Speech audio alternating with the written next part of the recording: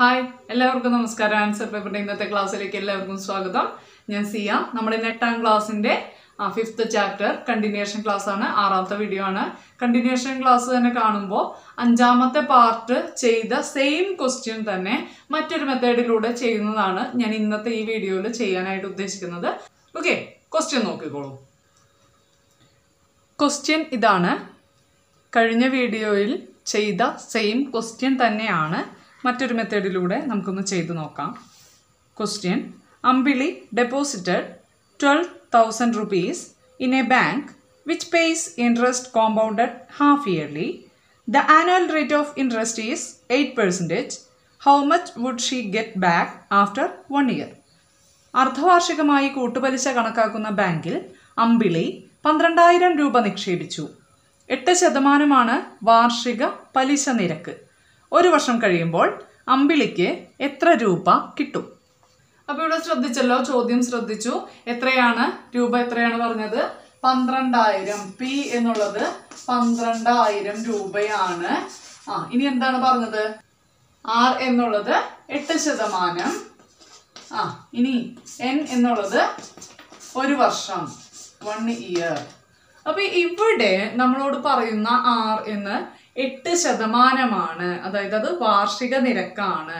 Okay, ഇനി അത് അർദ്ധവാർഷികമായിട്ടാണ് നമ്മുടെ ഈ കണക്ക് ചോദിക്കുന്നത്, അതായത് എന്താണ്? Half yearly. അപ്പോൾ ഹാഫ് ഇയർലി ആണ് നമുക്ക് പ്രോബ്ലം ചെയ്യുന്നത്. ഹാഫ് ഇയർലി വെച്ചിട്ടുള്ള കോമ്പൗണ്ടഡ് ഇൻട്രസ്റ്റ്. കഴിഞ്ഞ വീഡിയോയിൽ ഞാൻ 3 ഇക്വേഷൻ വെച്ച് പറഞ്ഞു തന്നിരുന്നു. P × 1 + R/100 (n). ഇതേത് വർഷത്തെ വാർഷികമായി കണക്കാക്കുമ്പോൾ നമ്മൾ കണ്ടെത്തേണ്ട അല്ലെങ്കിൽ നമ്മൾ പഠിച്ചെടുക്കേണ്ട ഒരു ഇക്വേഷനാണ് P × 1 + R/100 (n). ഓക്കെ, ഇത് തന്നെ അർദ്ധവാർഷികമായിട്ടാണ് വരുന്നതെങ്കിൽ P × 1 + R/2 × 100 ഓക്കെ, അർദ്ധവാർഷികം കഴിഞ്ഞു പാദവാർഷികം. പാദവാർഷികമായിട്ടാണ് നമ്മൾ കണക്ക് ചെയ്യുന്നത് എങ്കിൽ എന്താണ് ഇക്വേഷൻ? P × 1 + R/ എന്താണ്? പാദവാർഷികമാണ്. അപ്പൊ 4 × 100 4n. ഓക്കെ, നമുക്കപ്പോൾ ആ ഇക്വേഷൻ വെച്ചിട്ട് തന്നെ പ്രോബ്ലം ചെയ്ത് നോക്കാം അല്ലെ. ഇവിടെ പറഞ്ഞത് അർദ്ധവാർഷികമാണ്. അപ്പൊ നമുക്ക് എന്ത് പറയാം? At the end of 1 year അല്ലെ. At the end നമുക്ക് എന്ത് കിട്ടും? എമൗണ്ട് ബിക്കം അവസാനം, വർഷാവസാനം തിരികെ കിട്ടുന്ന തുക എത്രയാണ്? എന്താണ് ഇക്വേഷൻ? P × 1 + R/100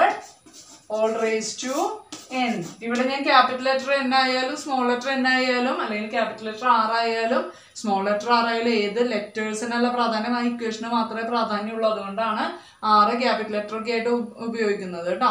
അപ്പൊ ഇവിടെ ഞാൻ ഉപയോഗിക്കാൻ മറ്റൊരു കാരണം കൂടിയുണ്ട്, അത് ഞാൻ വഴിയെ പറഞ്ഞു തരാം. അപ്പൊ ഇവിടെ എന്താണ് വന്നത്? P എത്രയാണ്? 12,000. ഇത് നമുക്കറിയാം. P × 1 + R/100 (n) എന്നുള്ളത് സാധാരണ, അതായത് ഒരു വർഷത്തേക്ക് കാണുന്ന ഇക്വേഷൻ ആണ്. കഴിഞ്ഞ വീഡിയോ കാണാത്തവര് ഇവിടെ വരുമ്പോൾ ഇതേ ഇക്വേഷൻ തന്നെ ആവുമ്പോൾ ശരിയാണെന്ന് വിചാരിച്ച് ചെയ്യും. പക്ഷേ ഇവിടെ ഞാൻ ചെയ്യുന്ന രണ്ടാമത്തെ മെത്തേഡാണ്, അതായത് ഹാഫ് ഇയർലി ആണ് പറഞ്ഞത് അല്ലെ. അപ്പൊ ഇവിടെ വരുന്ന മാറ്റം എന്താണ്? ആ വീഡിയോയിൽ പറഞ്ഞതിന്റെ കണ്ടിന്യൂഷൻ ആയതുകൊണ്ട് തന്നെ ഇവിടെ ഒന്നുകൂടി പറഞ്ഞു തരാം. 2 × 100 എന്ന് വരും അല്ലെ.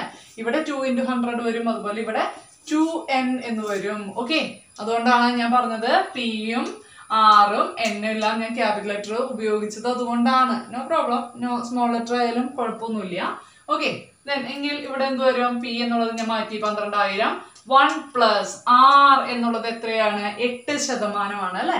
8/2 × 100 2 × 100 (n) എന്നുള്ളത് എത്രയാണ്? ഇവിടെ എത്ര വർഷത്തേക്കാണ് പറഞ്ഞത്? ഒരു വർഷത്തേക്കാണ്. 2 × 1 ഓക്കെ, 2 × 1 എന്ന് കിട്ടി. ഇവിടെ നോക്കുക, നമ്മൾ കഴിഞ്ഞ പ്രോബ്ലത്തിൽ, അതായത് കഴിഞ്ഞ വീഡിയോയില് സെയിം പ്രോബ്ലം തന്നെ ചെയ്തു. അവിടെ ചെയ്തപ്പോൾ നമ്മൾ എന്ത് ചെയ്തു? 2 × 100 200 × 1 + 8 അങ്ങനെ വെച്ചിട്ടാണ് നമ്മൾ ചെയ്തു പോയത് അല്ലെ. പകരം ഇവിടെ ചെയ്യുന്നത് ഈ 2, ഇവിടെ ഒരു 2 വരുന്നുണ്ട്, ഇവിടെ 8 വരുന്നുണ്ട്. അപ്പൊ ഞാൻ ഇവിടെ ക്യാൻസൽ ചെയ്യാം. അപ്പൊ 2 8 4 വട്ടം. അപ്പൊ എന്ത് വന്നു? 1 + 4/100 (2) എന്ന് വന്നു. ഓക്കെ, മനസ്സിലായില്ല? 12,000 ഇൻറ്റു 1+4/100 ഹോൾ സ്ക്വയർ എങ്കിൽ 12,000 കഴിഞ്ഞ വീഡിയോയിൽ പറഞ്ഞതുകൊണ്ട് നമുക്ക് ഇതിന് ഒന്ന് സ്പീഡിൽ പോവാം. Into 1 × 100 100 + 4 104/100 into 104/100. 2 0 ഇവിടെ 2 0 ക്യാൻസൽ ചെയ്തു. ഇവിടെ ഒരു 0 പോയി. ഇവിടെ ഒരു 0 നിൽക്കുന്നുണ്ട്. 104 × 104 × 12/10 അല്ലേ?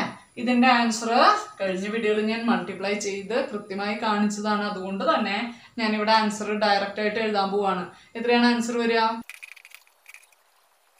ഓക്കെ, നമുക്ക് കിട്ടി ആൻസർ മൾട്ടിപ്ലൈ ചെയ്തപ്പോൾ 104 × 104 × 12. ഞാൻ കഴിഞ്ഞ വീഡിയോയിൽ ഗുണിച്ച് കാണിച്ചത് കൊണ്ടാണ് ഇവിടെ കാണിക്കാത്തത്. ഓക്കെ, അപ്പൊ ഇവിടെ എത്ര കിട്ടി? ഈ ഒരു വാല്യൂ ആണ് കിട്ടുന്നത്. അത് /10 എന്ന് കിട്ടി. അപ്പൊ എന്ത് ചെയ്യണം? /10 എന്ന് വരുമ്പോ ഒരു സ്ഥാനം നീക്കി പോയിന്റ് ഇടണം. ലെഫ്റ്റിലേക്ക് ഒരു സ്ഥാനം ഇങ്ങോട്ട് ചാടും. അതായത് 12.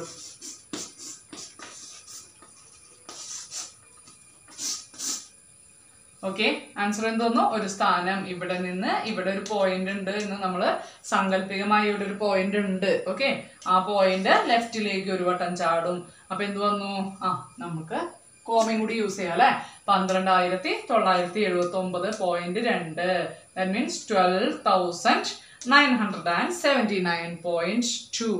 ഓക്കെ, ദെൻ ഇതേ ക്വസ്റ്റ്യനിൽ തന്നെ ഞാൻ പറയാണ് 2. ഇപ്പൊ നമ്മളിവിടെ എന്താ പറഞ്ഞ? P എന്നുള്ളത് 12,000, R എന്നുള്ളത് 8%, N എന്നുള്ളത് 1 വർഷം.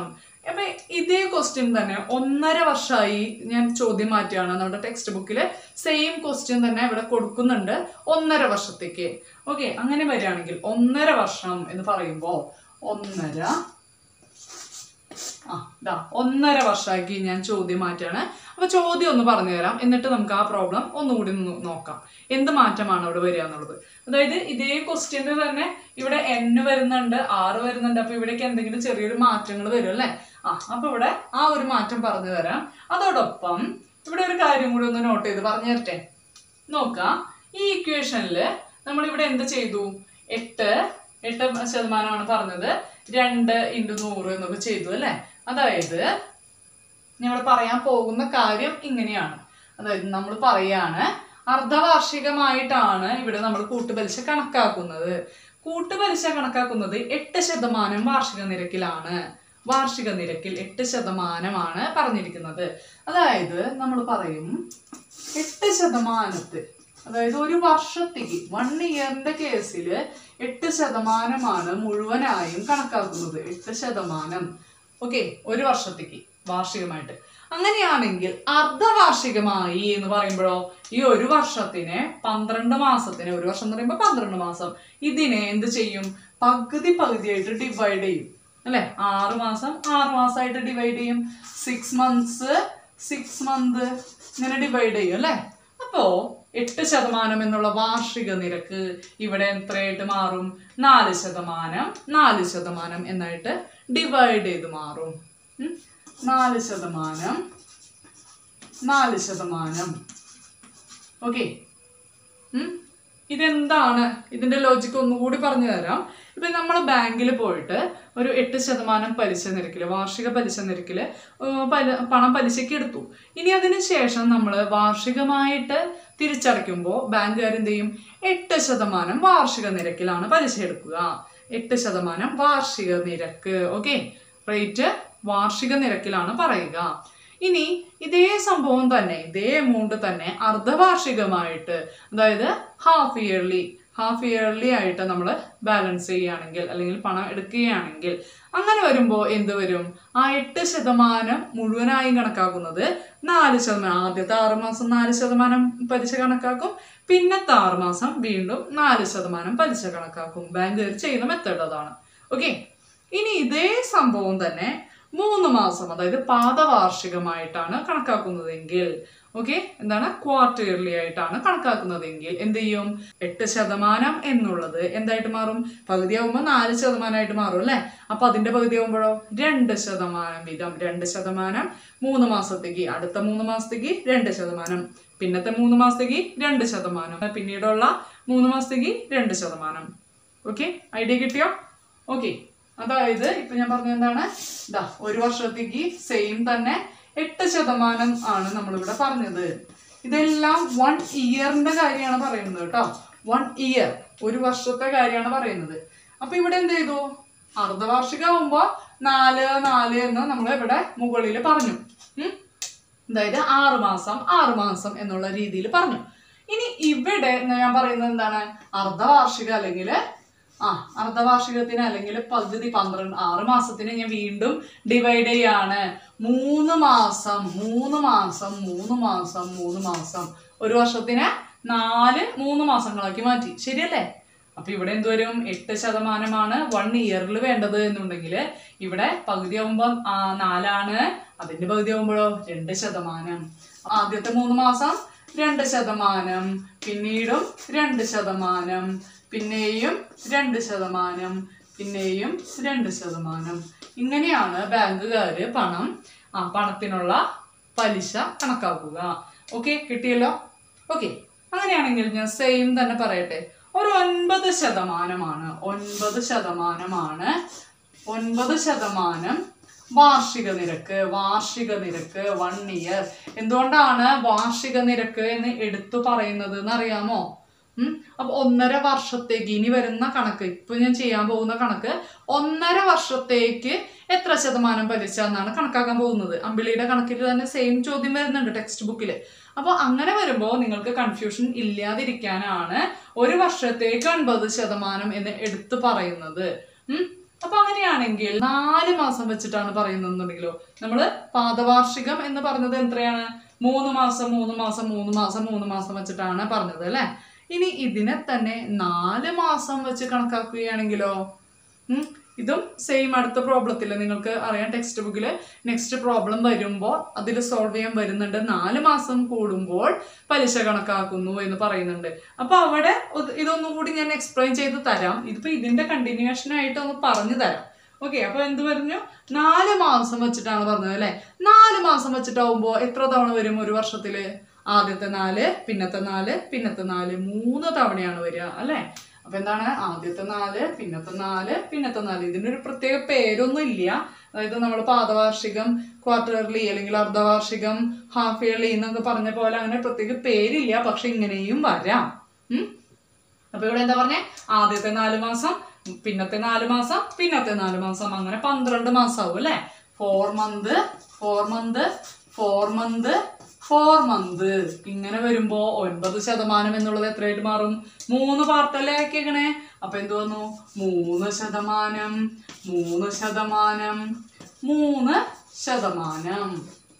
3% വെച്ചിട്ടാവും. ഓക്കെ, അപ്പൊ ആ വാല്യൂലൊക്കെ വ്യത്യാസം വരും. ഏകദേശം നമുക്ക് അറിയാൻ പാകത്തിനുള്ള വാല്യൂ ഒക്കെയാണ് തരിക. ഇനി അല്ല എന്നുണ്ടെങ്കിൽ തന്നെ എന്ത് ചെയ്യണം, പോയിന്റ് വെച്ചിട്ടൊക്കെ എഴുതണം, നോ പ്രോബ്ലം.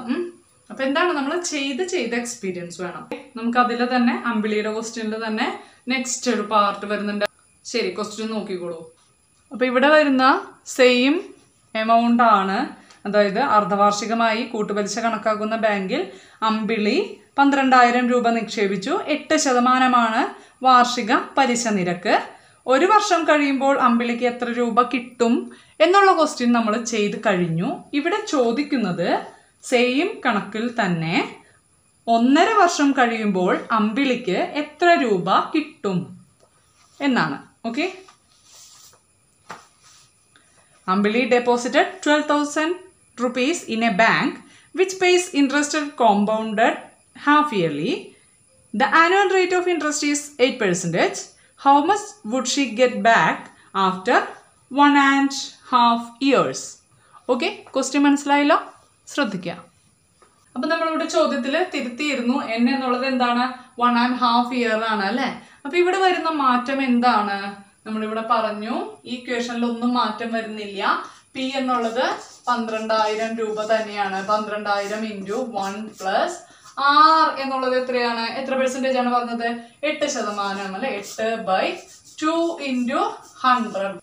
ഹാഫ് ഇയർലി വെച്ചിട്ടുള്ള പ്രോബ്ലം ആണ് നമ്മൾ പറയുന്നത്. അപ്പൊ ക്വസ്റ്റ്യൻ കാണുമ്പോൾ തന്നെ ഒരു കാര്യം നിങ്ങൾ ശ്രദ്ധിക്കണം, ആ ക്വാർട്ടർലി അല്ലെങ്കിൽ ഹാഫ് ഇയർലി, ആനുവലി എന്നുള്ള വേർഡ്സ്, കീവേഡ്സ് ഞാൻ പറഞ്ഞില്ലേ, ആ കീവേഡ്സിന്റെ അതിന് അടിയിൽ അണ്ടർലൈൻ ചെയ്യാം. ഓക്കെ, അണ്ടർലൈൻ ചെയ്യാൻ മറക്കരുത്.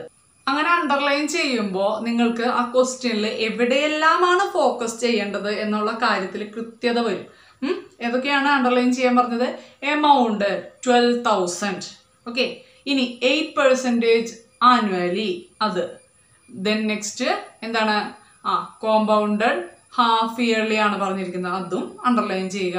അതായത് എന്താണ്? 12,000 രൂപ 8% പലിശ നിരക്ക് അർദ്ധവാർഷിക നിരക്കിൽ. ഈ 3 വാക്കിന്റെ അടിയിൽ അണ്ടർലൈൻ ചെയ്യുക. അതോടൊപ്പം എത്ര വർഷത്തേക്കാണ് നമ്മൾ കണക്കാക്കുന്നത്? 1 വർഷം എന്നുള്ളതായിരുന്നു കഴിഞ്ഞ കണക്കില്. ഈ കണക്കിൽ എത്രയാണ്? 1.5 വർഷം. അപ്പൊ കഴിഞ്ഞ പ്രോബ്ലത്തിൽ ചെയ്യുമ്പോൾ 1 വർഷത്തിന്റെ അടിയിൽ അണ്ടർലൈൻ ചെയ്യാം. ഈ പ്രോബ്ലത്തിൽ ചെയ്യുമ്പോൾ 1.5 വർഷം എന്നുള്ളതിന്റെ അടിയിൽ അണ്ടർലൈൻ ചെയ്യുക. ഓക്കെ, അപ്പൊ നോക്കാം ഇവിടെ എന്തൊക്കെ വന്നു. ഇവിടെ നമ്മൾ പറഞ്ഞു 8/2 × 100 all raised to 2n എന്നാണ് അല്ലെ. 2n 2 × n എന്നുള്ളത് എത്രയാണ്?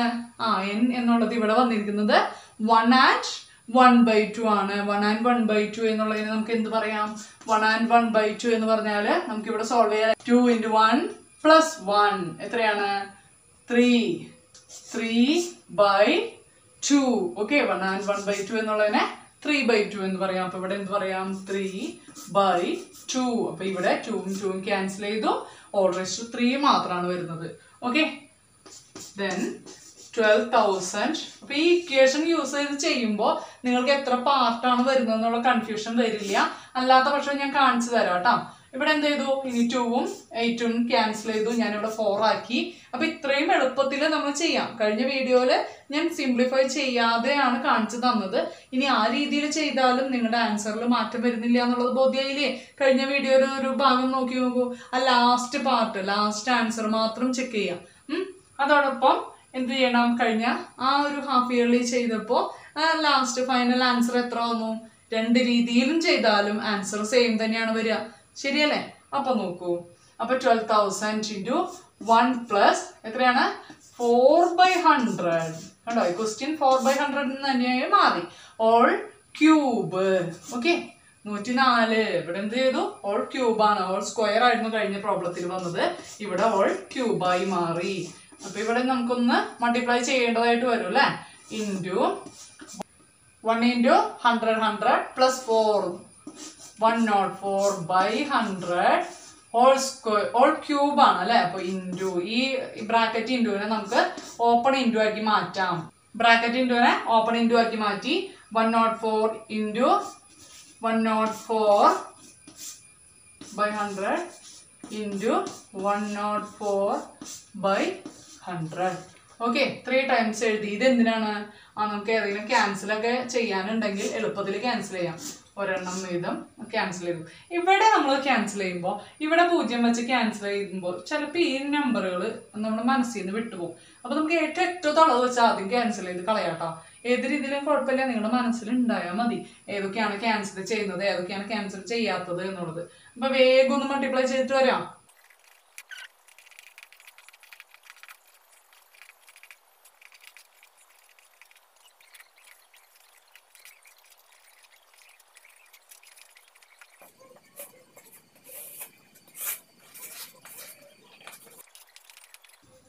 അപ്പൊ ഓക്കെ, മൾട്ടിപ്ലൈ ചെയ്തു. നമുക്കിവിടെ 104 × 104 × 104 × 12 ഇത് 3. 104നെ 3 ടൈം മൾട്ടിപ്ലൈ ചെയ്തു. അതോടൊപ്പം 12 കൊണ്ട് ഗുണിച്ചു. ആൻസർ നമുക്ക് കിട്ടി. ഇനി എന്ത് ചെയ്യണം? 3 0 വരുന്നുണ്ട്. അതായത് പോയിന്റ് 3 സ്ഥാനം നീക്കി പോയിന്റ് ഇടണം. 1 2 3 ഇവിടെ വരും പോയിന്റ് അല്ലെ. ഇനി ഫൈനൽ ആൻസർ എത്ര വരും?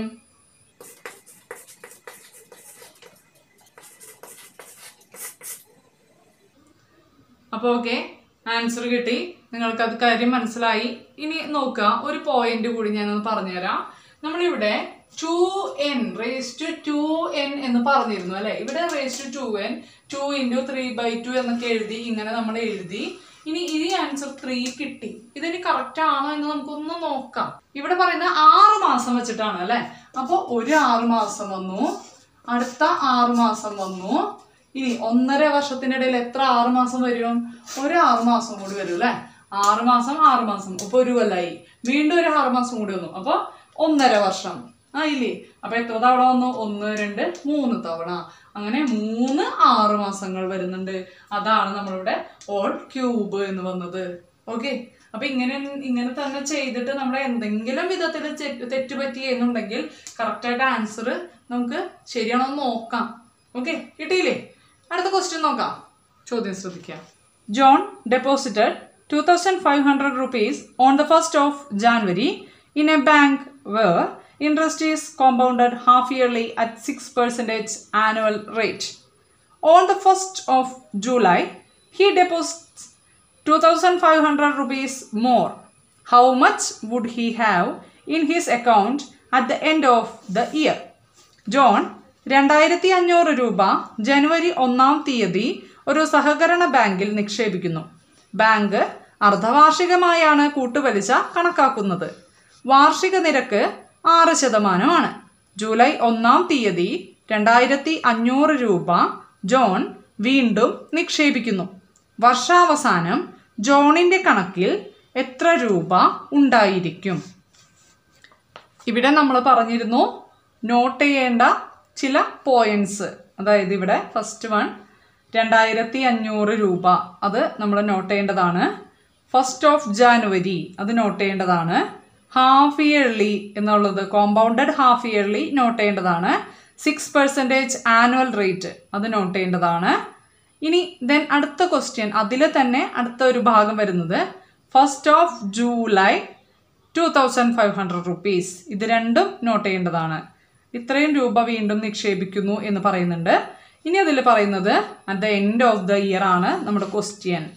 അപ്പോൾ ഒരു വർഷത്തേക്കാണ് നമ്മുടെ ചോദ്യം വരുന്നത് എന്ന് മനസ്സിലാക്കാം. അതായത് നമ്മൾ പറഞ്ഞു 2,500 രൂപ ജനുവരി 1-ാം തീയതി അർദ്ധവാർഷികമായി കൂട്ടുപലിശ കണക്കാക്കുന്നു. വാർഷിക നിരക്ക് 6%. ജൂലൈ 1-ാം തീയതി 2,500 രൂപ.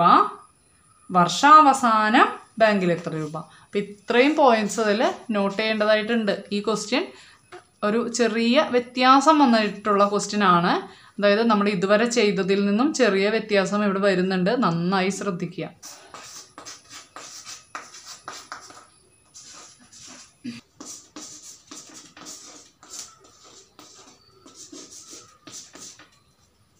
ഇവിടെ പി എന്നുള്ളത് 2,500 രൂപയാണ് 1st ജനുവരിയിൽ നമ്മൾ നിക്ഷേപിക്കുന്നത്.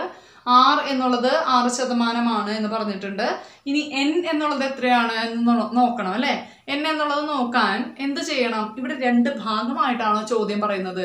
ആദ്യം ജനുവരി 1-ന് കൊണ്ടിട്ടു, അതിനുശേഷം ജൂലൈ 1-ന് വീണ്ടും കൊണ്ട് ബാലൻസിന്റെ കൂടെ തുക കൊണ്ടിടുന്നുണ്ട് അല്ലേ? 2,500 രൂപ കൂടി കൊണ്ടിടുന്നുണ്ട്. അപ്പൊ 2 ഭാഗമായിട്ടാണ് കണക്ക് ചെയ്യുന്നത്. ആദ്യത്തെ 6 മാസം, പിന്നത്തെ 6 മാസം. അപ്പൊ നമുക്കിവിടെ എത്രയാണ് എൻ എഴുതാം? ഒരു വർഷം മുഴുവനായിട്ടുണ്ടോ? ഇല്ല. ആദ്യത്തെ 6 മാസം നമ്മൾ നോക്കണം അല്ലെ? 6 month എന്ന് എഴുതാം. അല്ലെങ്കിൽ നമുക്ക് എന്ത് എഴുതാം? ഹാഫ് ഇയർ എന്ന് എഴുതാം. ഓക്കെ, കുഴപ്പമില്ല അല്ലെ? അപ്പൊ നമ്മൾ ഇവിടെ പറഞ്ഞ ഫസ്റ്റ് പി ആണ്, പ്രിൻസിപ്പൽ എമൗണ്ട് ആണ്. ദെൻ അടുത്ത ഭാഗം, അപ്പൊ ഇത്രയും ചെയ്ത് നമ്മൾ അടുത്ത ഭാഗം കണ്ടുപിടിക്കും. ആദ്യത്തെ 6 മാസം. ദെൻ അത് കഴിഞ്ഞ് നമുക്ക് എന്ത് ചെയ്യണം? 2-ാം പകുതിയിലെ എമൗണ്ടിലും പി എന്നുള്ള എമൗണ്ടിലും ഒക്കെ മാറ്റം വരും. അതോ നമുക്ക് ചെയ്തിട്ട് ഇവിടേക്ക് വരാം. അപ്പൊ ആദ്യത്തെ പകുതി ഭാഗം നമുക്കൊന്ന് ചെയ്ത് നോക്കാം. നോക്കുക, എന്താണ് പറഞ്ഞത്? ഫസ്റ്റ് ഹാഫ് അല്ലെ? ഫസ്റ്റ് ഹാഫ് ആദ്യ പകുതിയില് നമുക്ക് ചെയ്ത് നോക്കാം. ഫസ്റ്റ് ഹാഫില് എങ്ങനെയാണ് ഇൻട്രസ്റ്റ് വരുന്നത്? at the end of June. At the end of June. At the end of June. June മാസം അവസാനമാകുമ്പോൾ എത്രയാണ് വരുന്നത്? അപ്പൊ ഇവിടെ എന്ത് ഇക്വേഷൻ വരുന്നത്? P into 1 plus 6 മാസത്തെ കണക്കാണ് വരുന്നത് അല്ലെ? P into 1 plus R by 2 into 100 all raised to 2n. Okay, അപ്പൊ ഇക്വേഷനിൽ എന്നും ആറൊക്കെ നമുക്ക് മാറ്റി കൊടുക്കാം. ആദ്യത്തെ 6 മാസം കഴിയുമ്പോൾ നമുക്ക് എന്താണ് വരുന്നത്? പി എന്നുള്ളത് നമുക്ക് പറയാം 2,500 രൂപയാണ്. ഇൻറ്റു 1 പ്ലസ് ആർ എത്രയാണ്? 6%. 6 by 2 into 100. 2 into 100 whole raise to 2 into n. 2 into 2 into n എത്രയാണ് ഹാഫ് ഇയർ ആണ് അല്ലെ. അപ്പൊ ഇവിടെ 6 ഇടരുത്, കാരണം 6 മാസം എന്ന് പറയുമ്പോൾ നമ്മൾ 2 ഇൻറ്റു 6 മൾട്ടിപ്ലൈ ചെയ്യും. അങ്ങനെ ചെയ്യരുത്. n എന്നുള്ളത് ഇയർലി കണക്കാണ്, അതുകൊണ്ടാണ് ഞാനിവിടെ ഹാഫ് ഇയർലി ആക്കി മാറ്റിയത് കേട്ടോ. അപ്പൊ ഇവിടെ 2 2 ക്യാൻസൽ ആയി, ഹോൾ റൈസ് ടു 1 എന്ന് കിട്ടും. അപ്പൊ എന്ത് വന്നു 2500 ഇൻറ്റു ഇവിടെയും നമുക്ക് എന്ത് ചെയ്യാം 2ഉം 6ഉം ക്യാൻസൽ ചെയ്യാം അല്ലെ. 6ൽ 2 എത്ര ടൈം ആണ് 3 ടൈംസ്. അപ്പോ 1 പ്ലസ് 3/100 ഹോൾ റേസ് ടു 1 എന്ന് കിട്ടി. ദാറ്റ് മീൻസ് എന്താണ് 2500 ഇൻറ്റു 100 ഇൻറ്റു 1 പ്ലസ് 3 എത്രയാണ് 103/100 ഹോൾ റേസ് ടു 1 എന്ന് പറഞ്ഞാൽ എത്രയാ 1 തന്നെയാണ്. സെയിം നമ്മൾ ഒന്നും ചെയ്യണ്ട, 103/100 എന്ന് എഴുതിയാൽ മതി അല്ലെ. ഇനി എന്ത് ചെയ്യണം 2 പൂജ്യങ്ങൾ വീതം ക്യാൻസൽ ചെയ്തു, 103 ഇൻറ്റു 25 മൾട്ടിപ്ലൈ ചെയ്ത് ആൻസർ എഴുതാം. നോക്കാം 103 ഇൻറ്റു 25 മൾട്ടിപ്ലൈ ചെയ്യുമ്പോൾ എന്ത് കിട്ടും 5 കൊണ്ട് മൾട്ടിപ്ലൈ ചെയ്യാം. 3 15 ശിഷ്ടം 1 0 ഇൻറ്റു 5 0 1 എഴുതി, 1 into 5 5 2 into 3 6 2 into 0 0 2 into 1 2 then add ചെയ്യുക 5 7 5 2. ഓക്കെ, എത്ര വന്നു 2575 രൂപ. ഓക്കെ, കോമ വെച്ച് ഡിനോട്ട് ചെയ്തു. 2575 റുപ്പീസ് ആണ് പാദവാർഷികമായി ഒരു വർഷത്തിന്റെ പകുതി എത്തിയപ്പോ അല്ലെ, പകുതി ഭാഗം എത്തിയപ്പോ ജൂൺ മാസം അവസാനം, അതായത് ജൂലൈ മാസം ഫസ്റ്റ് വീണ്ടും ഒരു 2500 കൂടി ഇതിനോടൊപ്പം കൊണ്ടിടുന്നുണ്ട്. അങ്ങനെ വരുമ്പോ വീണ്ടും എൻഡ് ഓഫ് ദ ഇയർ നമുക്ക് ബാലൻസ് എത്രയാണെന്ന് കണ്ടുപിടിക്കണം. അപ്പൊ ഇവിടെ നമുക്കൊന്ന് കണ്ടുപിടിക്കാം അല്ലെ. എൻഡ് ഓഫ് ദ ജൂൺ ആണ് നമ്മൾ പറഞ്ഞത്. അങ്ങനെയാണെങ്കിൽ ബിഗിനിങ്ങില് ജൂലൈ ഫസ്റ്റില് എത്ര രൂപ ഉണ്ടാവും? ജൂലൈ ഫസ്റ്റില് നമ്മൾ എന്ത് ചെയ്തു? ഈ 2575 രൂപയോടൊപ്പം എന്ത് ചെയ്തു ജോൺ? 2500 രൂപ കൂടി, അതായത് നിങ്ങള് 2500 രൂപ കൂടി നിക്ഷേപിച്ചു. അപ്പൊ എത്രയായി? 2575 2500 കൂടി കൂട്ടുമ്പോ എത്ര വന്നു? 5075 അല്ലെ. 5075 എന്നായിട്ട് മാറി. ഇങ്ങനെ വരുമ്പോ എന്താണ്? പ്രിൻസിപ്പൽ എമൗണ്ടില് ചേഞ്ച് വന്നു അല്ലെ.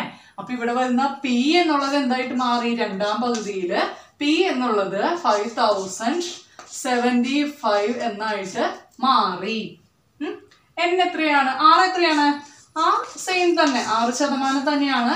വാർഷിക നിരക്കിലൊന്നും മാറ്റില്ല. n എന്നുള്ളതോ n ഇതുപോലെ തന്നെ നമ്മൾ എന്ത് പറയണം? രണ്ടാം പകുതി മാത്രമാണ് നോക്കുന്നത്, അതായത് 6 മാസത്തെ കണക്കാണ് പറയുന്നത്. 6 months, അതായത് എത്രയാണ്? ഹാഫ് ഇയർ ആണ് അല്ലെ. ഹാഫ് ഇയർ കണക്കാണ്. നമുക്ക് സെക്കൻഡ് പാർട്ട് കൂടി ഒന്ന് ചെയ്തു നോക്കാം. അപ്പൊ നമുക്ക് ഇവിടെ എന്താണ് വേണ്ടത്? At the end of the year അല്ലെ. 1p into 1 plus r by 2 into 100 whole raised to 2n. Same question തന്നെയാണ്, അർദ്ധവാർഷിക രീതിയാണ് അല്ലെ. ഹാഫ് ഇയർലി കോമ്പൗണ്ടഡ് പ്രോബ്ലം ആണ്. അപ്പൊ അതുകൊണ്ട് എന്ത് പറയാം? പി എന്നുള്ളത് എത്രയായി മാറി? 5075 എന്നായിട്ട് മാറി. 1 പ്ലസ് വേറെ എന്തെങ്കിലും മാറ്റമുണ്ടോ? r എന്നുള്ളത് 6% r 6/2 into 100 whole raise to 2n. രണ്ടാം പകുതിയാണ്, അതായത് 2n എന്നുള്ളത് എത്രയാണ്? 1/2 ആണ്. ഈ 2ഉം 2ഉം ക്യാൻസൽ ചെയ്തു, 1 തന്നെ വന്നു. ദാറ്റ് മീൻസ് എത്രയാണ്? 5075 ഇൻറ്റു ഇവിടെ രണ്ടും 6ൽ ക്യാൻസൽ ചെയ്തു, മാക്സിമം ഇതുവരെ ക്യാൻസൽ ആക്കി ചെറുതാക്കുക കേട്ടോ പ്രോബ്ലത്തിനെ. അപ്പൊ എത്ര വന്നു? 100 into 1 100 തന്നെ, പ്ലസ് 3 103/100 ഹോൾ റേസ് ടു എത്രയാണ്? 1 ആണ് അല്ലെ. ഹോൾ റേസ് ടു 1 നമുക്ക് ഇട്ടാലും വിരോധമില്ല, ഇട്ടില്ലേലും വിരോധമൊന്നുമില്ല. ഇവിടെ ബ്രാക്കറ്റിന്റെ കിടന്നുകൊണ്ട് നമുക്ക് വിരോധമൊന്നുമില്ല കേട്ടോ. അതായത് എന്താണ്? 5075 into 103/100. ഇവിടെ ഏതെങ്കിലും രീതിയിൽ ക്യാൻസൽ ചെയ്ത് പോവോ? ബൈ 100 ആണ്. അപ്പൊ ഇവിടെ ക്യാൻസലേഷൻ ഇല്ല. ആൻസർ മൾട്ടിപ്ലൈ ചെയ്തതിന് ശേഷം നമുക്ക് എന്ത് ചെയ്യണം? പോയിന്റ് ഇട്ട് കൊടുക്കണം അല്ലെ. ബൈ 100 ചെയ്യണം, അപ്പോൾ നമുക്ക് പോയിന്റ് വരും. നമുക്ക് വേഗം ഒന്ന് ചെയ്തു നോക്കാം. 5075 into 103 മൾട്ടിപ്ലൈ ചെയ്യാം അല്ലെ.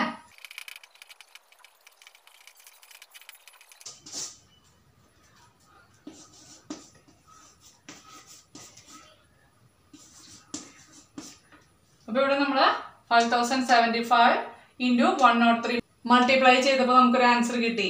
ഇനി എന്ത് ചെയ്യണം? ബൈ 100 വരുന്നുണ്ട് അല്ലേ? അപ്പൊ നമ്മൾ ആൻസറിൽ എന്ത് ചെയ്യണം? ഇവിടെ ഒരു പോയിന്റ് ഉണ്ട് എന്ന് നമുക്ക് ഇമാജിൻ ചെയ്യാം, അല്ലെങ്കിൽ അത് അവിടെ ഉണ്ട്, നമ്മൾ ഇടുന്നില്ല എന്ന് മാത്രമേ ഉള്ളൂ. ഏറ്റവും ലാസ്റ്റ് ഒരു പോയിന്റ് അവിടെ ഉണ്ടായാലും ഇല്ലെങ്കിലും നമുക്ക് വിരോധമില്ല. അപ്പൊ അതുകൊണ്ടാണ് നമ്മളിവിടെ ആ പോയിന്റ് നമ്മൾ പ്രസന്റിൽ കാണിക്കാത്തത്. ഓക്കെ, അപ്പൊ ഇനി എന്ത് ചെയ്യാം? ബൈ 100 എന്ന് പറയുമ്പോൾ ഈ പോയിന്റിന്റെ സ്ഥാനം ലെഫ്റ്റിലേക്ക് എത്ര സ്ഥാനം നീങ്ങും? 2 0 വരുന്നത് കൊണ്ട് 2 സ്ഥാനം നീങ്ങും. അപ്പൊ ആൻസർ എത്ര വന്നു? 5227 രൂപ 25 പൈസ. അതായത് അദ്ദേഹം ആദ്യ പകുതിയില് 2500 കൊണ്ടിട്ടു, രണ്ടാം പകുതിയില് 2500 കൊണ്ടിട്ടു, അവസാനം അദ്ദേഹത്തിന്റെ എമൗണ്ട് എത്രയായിട്ട് മാറി? 5227 രൂപ 25 പൈസയായിട്ട് മാറി. ഓക്കെ, പ്രോബ്ലം മനസ്സിലായല്ലോ? ഒക്കെ ടെക്സ്റ്റ് ബുക്കിൽ ചെയ്യുന്ന പ്രോബ്ലംസ് ആണ്. അപ്പൊ നമുക്ക് അടുത്ത ക്ലാസ്സിൽ കാണാം. അതോടൊപ്പം ഒരു കാര്യം കൂടി പറയാം, നമ്മൾ ലൈവ് ക്ലാസ്സുകൾ സ്റ്റാർട്ട് ചെയ്തിട്ടുണ്ട്. തീർച്ചയായിട്ടും നിങ്ങൾക്ക് ജോയിൻ ചെയ്യണം എന്നുള്ളവര് നമ്മുടെ വാട്സപ്പ് നമ്പർ 81 56 97 79 38 എന്ന നമ്പറിലേക്ക് ബേസിക് മാത്സ് എന്ന് പറഞ്ഞ് ഒന്ന് ടൈപ്പ് ചെയ്തിടുക. അപ്പം ഞാനത് നിങ്ങളുടെ ഗ്രൂപ്പിലേക്ക്, ബേസിക് മാത്സ് എന്ന ഗ്രൂപ്പിലേക്ക് ആഡ് ചെയ്തിടാം. എങ്കിൽ നിങ്ങൾക്ക് എന്ത് ചെയ്യാം? ഞാനിടുന്ന ഓരോ ക്ലാസ്സുകൾ, ബേസിക് മാത്സുമായി ബന്ധപ്പെട്ട ക്ലാസ്സുകളൊക്കെ വരുമ്പോൾ നിങ്ങൾക്ക് ആ ക്ലാസ്സുകളൊക്കെ ഇട്ട് തരാം, നിങ്ങൾക്കത് കാണാം. അതോടൊപ്പം ഞാൻ PSC ക്ലാസ് കൂടി ലൈവായിട്ട് ഇപ്പോൾ പോകുന്നുണ്ട്. തീർച്ചയായിട്ടും നിങ്ങളുടെ പാരൻസിനോടോ അല്ലെങ്കിൽ റിലേറ്റീവ്സിനോടൊക്കെ പറയാം. അവരാരെങ്കിലും എക്സാം എഴുതുന്നവരാണ്, മാത്സ് കിട്ടില്ല എന്ന് പറയുന്ന ഒരുപാട് പേരുണ്ട്, അവർക്കൊക്കെ നമ്മുടെ ക്ലാസ് ഒന്ന് ഷെയർ ചെയ്ത് കൊടുക്കുക. Okay, bye. അടുത്ത ക്ലാസ്സിൽ കാണാം.